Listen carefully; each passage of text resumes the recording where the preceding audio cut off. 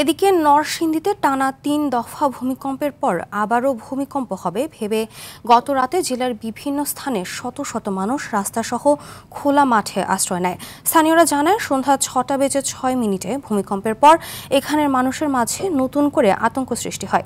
এর মাঝে রাতে বিভিন্ন স্থান থেকে মাইকিং করে জানানো হয় রাত ১২টা থেকে ভোর ৪টার মধ্যে আরেকটি বড় ধরনের ভূমিকম্প হবে। এমন ঘোষণার পর বেশিরভাগ মানুষ ঘরবাড়ি ছেড়ে রাস্তায় নেমে আসে। পরে তারা বিভিন্ন স্কুল, কলেজ ও মাদ্রাসার মাঠে আশ্রয় নেয়। এদিকে প্রশাসন কর্মকর্তারা জানায়, একটি মহল গুজব ছড়িয়ে সবার মাঝে আতঙ্ক সৃষ্টি করায় এমন ঘটনা ঘটে।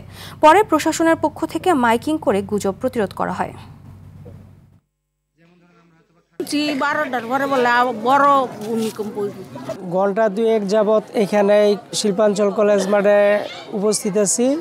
আমাদের সবার মনে একটা আতঙ্ক, আমরা ভয় পাইতেছি কখন যেন আবার এই ভূমিকম্প শুরু হয়। এখন ভূমিকম্পের আতঙ্কে অনেক মানুষ এলাকাবাসী বলতেছে গেটটা খুলে দিতে, তার জন্য আমি 10:30টার সময় গেটটা খুলে দিছি। ভূমিকম্প যখন সংঘটিত হয় তখন আতঙ্কগ্রস্ত না হয় আমরা যেন নিরাপদ অবস্থানে যেতে পারি এবং নিজেদেরকে রক্ষা করতে পারি, নিজের পরিবারকে রক্ষা করতে পারি, সেই ধরনের নির্দেশনা সরকার থেকে দেওয়া হয়েছে। ভূমিকম্পের আতঙ্ক নিয়ে আরও জানাতে নরসিংদী থেকে সরাসরি যুক্ত হচ্ছেন সহকর্মী নূরে আলম রনিন। গভীর রাতে নরসিংদীতে তো আতঙ্ক ছড়িয়ে পড়েছিল, তো এখন কি অবস্থা দেখছেন সেখানে? একটু কি স্বাভাবিক হতে পেরেছেন সবাই, নাকি এখনো ভয় কাজ করছে, জানাবেন।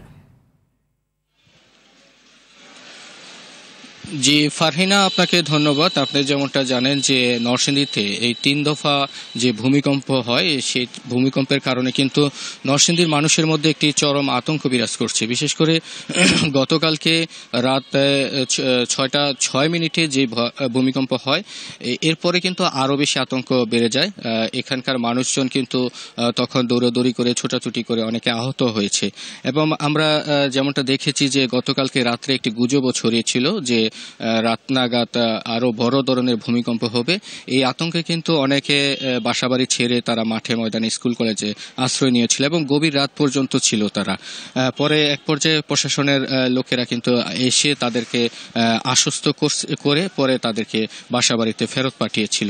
তো এই যে বলা যায় যে একের পর এক ভূমিকম্প, সেই ভূমিকম্পের কারণে কিন্তু নরসিংদীর মানুষের মধ্যে একটি চরম আতঙ্ক বিরাজ করছে। আমরা যেমনটা দেখেছি যে গতকালকের ভূমিকম্পের কারণে কিন্তু জেলার বেশ কয়েকটি ভবনে নতুন করে ফাটল দেখা দিয়েছে। এবং আমি আমার পিছনে যে ভবনটি আপনাকে যদি দেখাই, এই ভবনটি গত শুক্রবারে যে ভূমিকম্প হয়েছিল সেটির কারণে কিন্তু এই ভবন দুটো হেলে পড়েছিল।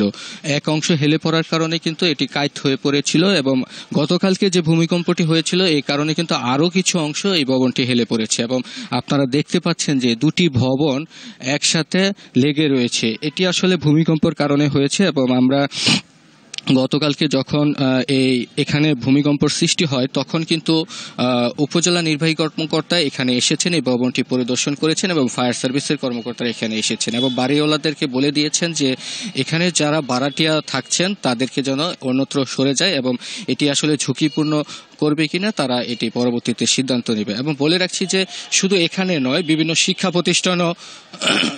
প্রতিষ্ঠানও কিন্তু ফাটলের দেখা দিয়েছে। বিশেষ করে পলাশ শিল্পাঞ্চল বিশ্ববিদ্যালয়ে আমি দেখেছি সেখানে 1, 2, 3 তলা ভবনগুলো বেশ কয়েক স্থানে বড় বড় ফাটল দেখা দিয়েছে এবং ঝুঁকিপূর্ণ অবস্থায় রয়েছে। তো এখন বলা যায় যে চরম আতঙ্ক এবং মধ্যে দিন পার করতে হচ্ছে এই নরসিংদীবাসীদেরকে। কখন জানি আবারও সেই ভয়াবহ ভূমিকম্পের শিকারে পড়তে হয় তাদের। তো এই ছিল আমার কাছে নরসিংদী থেকে ভূমিকম্পের সর্বশেষ পরিস্থিতি। ধন্যবাদ আপনাকে।